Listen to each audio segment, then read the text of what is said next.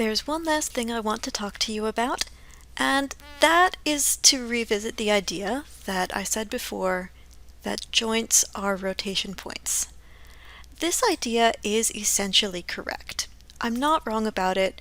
Joints are rotation points. However, joints also work using two completely different systems of motion. Those systems of motion are known as inverse and forward kinematics. So let me write those out here because they are fun words.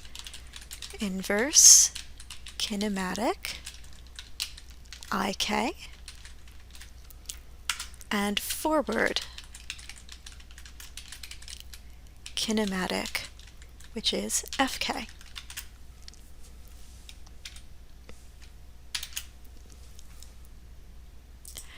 You will hear these terms a lot. If you've animated, you've probably used them in your animations, so you may have some background with the different ways that these two work.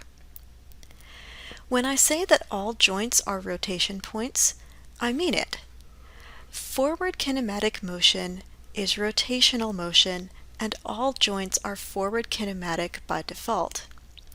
When you think about forward kinematic, you might think about things like your arm, and that's why I've outlined this arm here. When I look at an arm, what I'm thinking about is the way that this shoulder rotates. It rotates this way. The elbow rotates this way. The wrist this way and this way. But all of these things are rotational.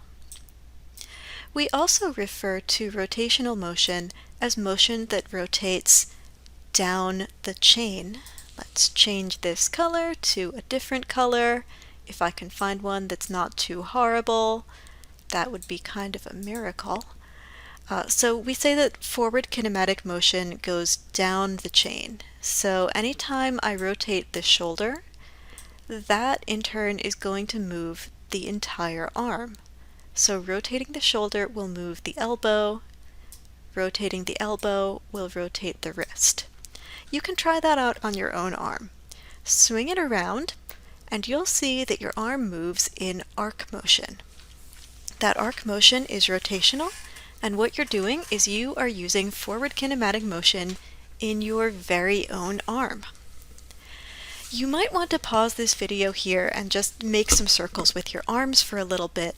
Don't worry, nobody can see you. No one will make fun of you. This is a perfectly normal thing that you do, and you're doing it for class. You're trying to understand forward kinematic motion. So it moves down the chain. You can't rotate your shoulder without also rotating your elbow and your wrist. Forward kinematic motion is really sensible because it is arc motion and it is rotational. And in fact, let's get that written down here.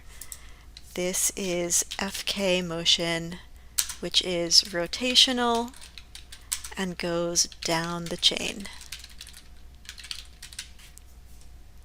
So everybody likes FK because FK makes sense. That's how our arms work. On the other hand, I've got inverse kinematic motion, and I'm sure that from the name you can already guess that inverse kinematic motion moves back up the chain. So if I come over to my leg, let me pick another color. Maybe I'll go back to my nice strong blue. What inverse kinematic motion does is it lets me create a handle or a point. I'll make mine right here. We'll make a nice IK handle. The handle then creates a string back up to the top joint in that chain, like so.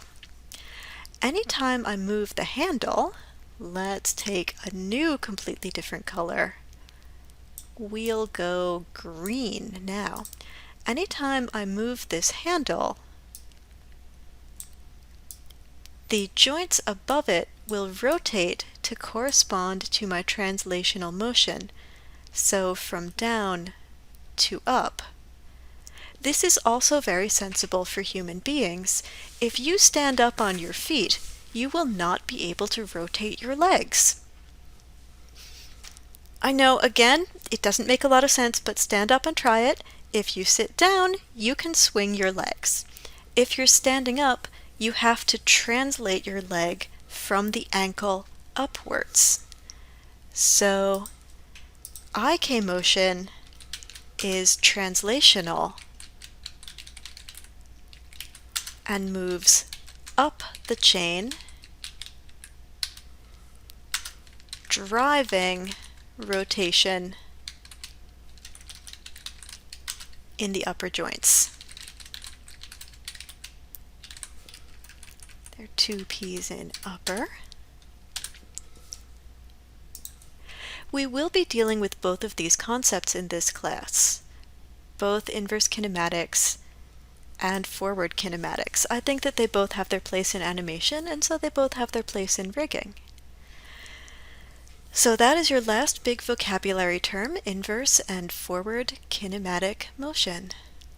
Enjoy those. You'll have a little quiz on all this vocab, and then you can jump into the next lesson.